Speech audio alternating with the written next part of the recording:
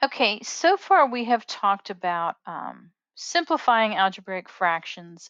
We have multiplied and divide. We found the least common denominator so that we can add and subtract.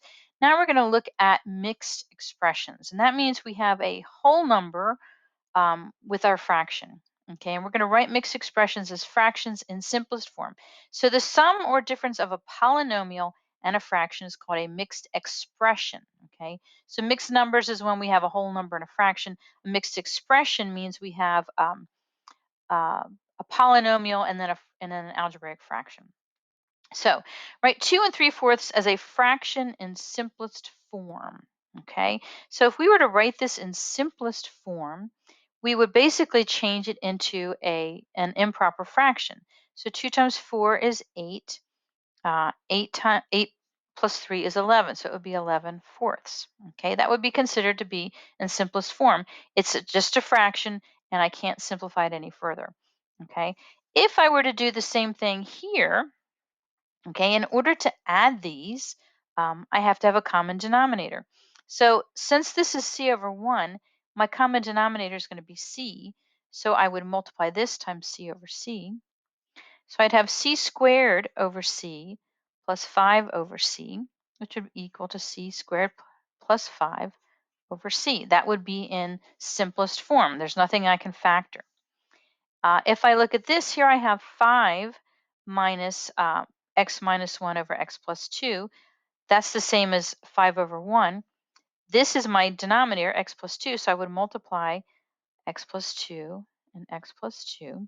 So that's going to give me 5x plus 10, because I'm going to distribute that, minus, I'm going to distribute this negative, minus x plus 3 all over x plus 2. And I combine my like terms. 5x minus x is 4x. 10 plus 3 is 13 all over x plus 2. Because of this 13, I can't factor anything out of the top. So there it is. That's in simplest form. Okay. Here we have 3 terms. These 2 fractions already have the same denominator, so I need to just change my x. So this is going to be x times x minus 1 over x minus 1. Okay, I multiply the top and the bottom by x minus 1 plus 5x plus 2 over x minus 1 minus 7 over x minus 1. Okay, so let's write it as a single fraction. If I distribute this, I'm going to have x squared minus x plus 5x plus 2 minus 7 all over x minus 1. And I'll combine my like terms. I have x squared. Negative x and 5x gives me plus 4x, and 2 and negative 7 gives me negative 5. Now the question is, I have a trinomial here. Can I simplify that? So let's try doing that with x box. And I bet you one of them is going to be x minus 1. And there it is. Negative 1 times 5 is negative 5, and negative 1 plus 5 is positive 4. And these cancel out. I'm left with just x plus 1. X plus 5. And that's it in simplest form. I don't write it over 1. All right, so let's look at the try this. State as a fraction in simplest form. Okay, so when you have a whole number and a fraction, whatever the denominator of the fraction is, that's going to be your LCD. Okay, so this would be times n times n. So I would have n squared minus 3 over n.